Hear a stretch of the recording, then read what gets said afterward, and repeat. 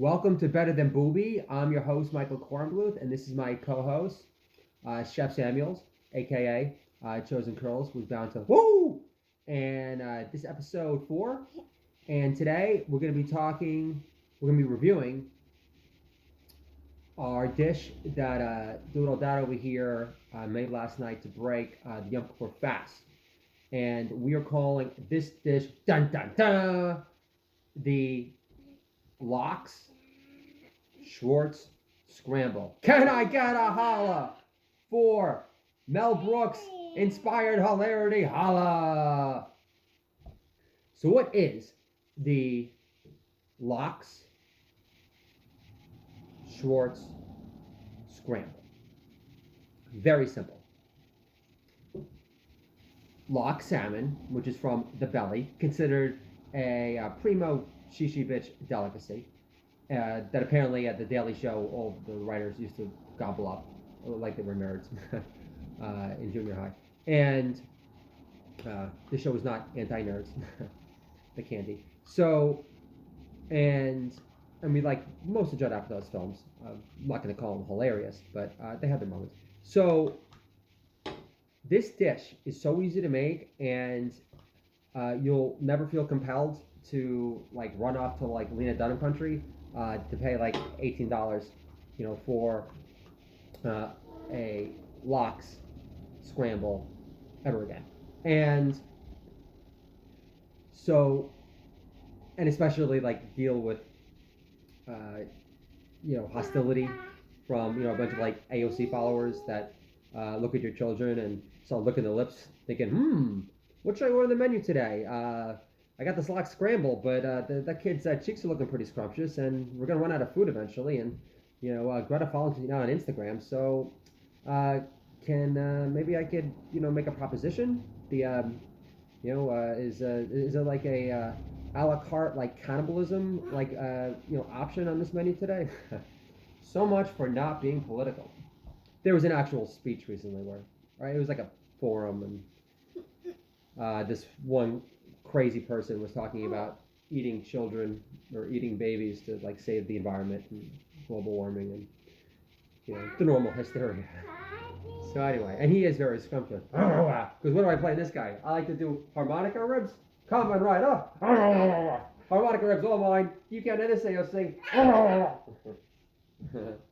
He's a very tasty guy. Very tasty guy. The other day my wife says, Samuel, you've got perfect feet, right? I'm thinking, thank God, thank God, your mother's bumpy bunion side. Thank God my DNA helped smooth out your mother's bumpy bunion side. Can I get an amen? I said amen. I said amen. So. Obviously, this is a do-it-all dad show for those dads that long to be closer to God, who see AOC for the race-baiting anti-Semite that she is. But I'm not little AOC, so I don't see this show being banned off YouTube or me getting hate mail just yet. But if it goes viral, stranger things have happened. All right, here we go. How can you not thank God every morning for this beautiful bundle of sunshine? So anyway, Lox Scramble. He gets shy. I don't know why he gets so shy. In a place like this, would you ever be shy? People will confuse him for a girl. And I said, yes, he's definitely not going to have a hard time landing a date for prom or fronting a Poison cover band. And also, David Lee Roth, go after yourself for saying that every hair metal band was just like a cheap imitation of Van Halen, okay? Because your voice sucks. Sammy Hagar's voice is way better. And like your best songs is like a showcase for your guitar player that your band is named after. So stop acting like you're bigger than the band itself. Okay? But I haven't tried Sammy Hagar's tequila yet. Mixed on tequila. I hear it tastes Van Halen light. Can I get a holla for a recycled A+ gem in Sammy Hagar's honor? While also busting his balls for the awful crime of making their music sound more love-centric, lovey-dovey. Holla! Right now he's holding his ear saying, Daddy, you were louder than Busta Rhymes and a midnight showing of higher learning.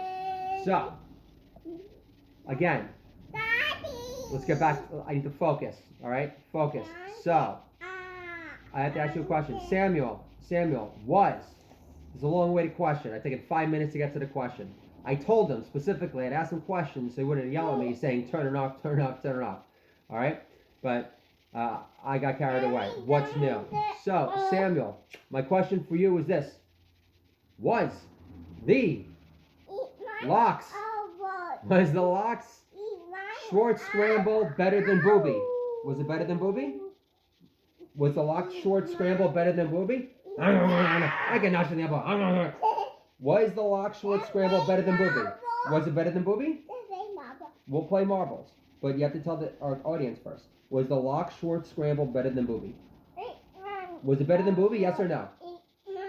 Was it better than Boobie? Yeah. Yeah, what? There, you heard it right there. You heard it right there. The Lox Schwartz Scramble was better than Boobie.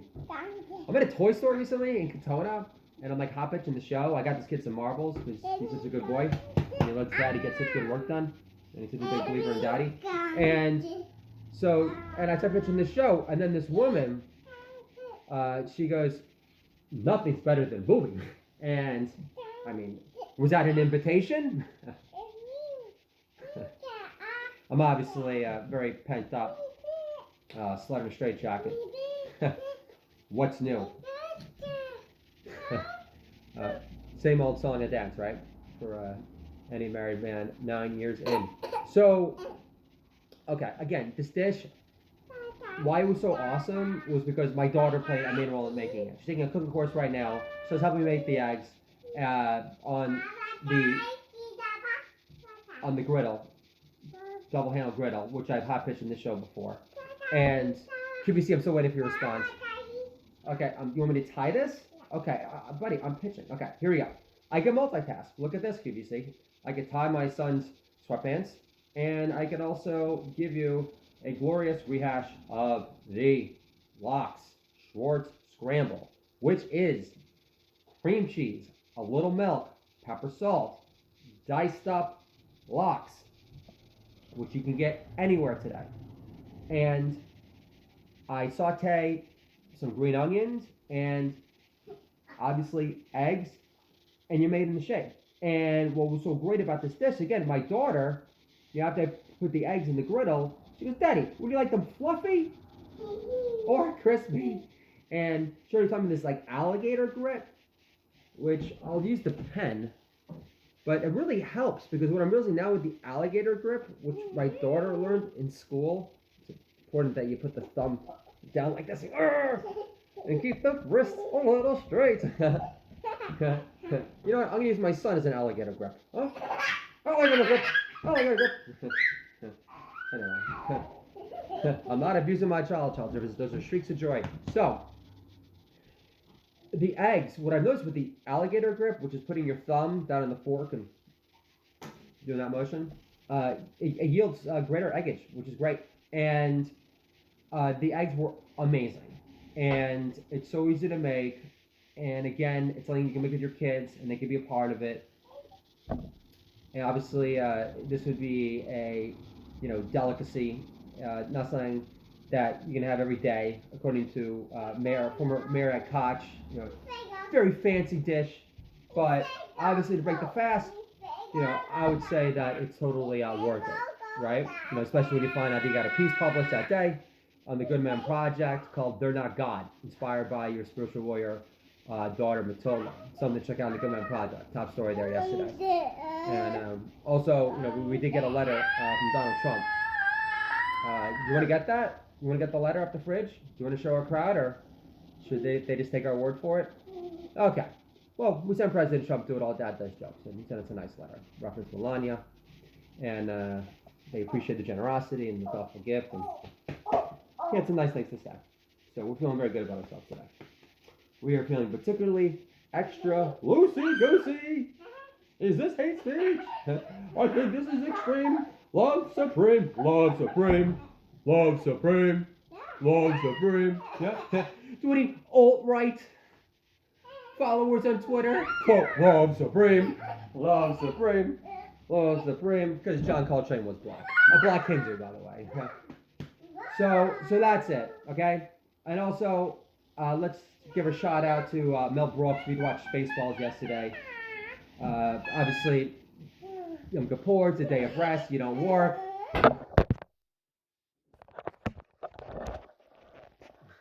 Here we go. And we watched Spaceballs. And it was funnier than ever. Water, oil, room service. Long live Mel Brooks. We will be sending you through all of those jokes. And we don't care if you don't respond. But I'll be emoting more about how you inspire me to accentuate my funny Jewbone as much as humanly possible, and to be completely unapologetic about my Jewishness, also like the great Lenny Bruce. So Shana Tova, Happy Jewish New Year, and I'll talk to you guys soon.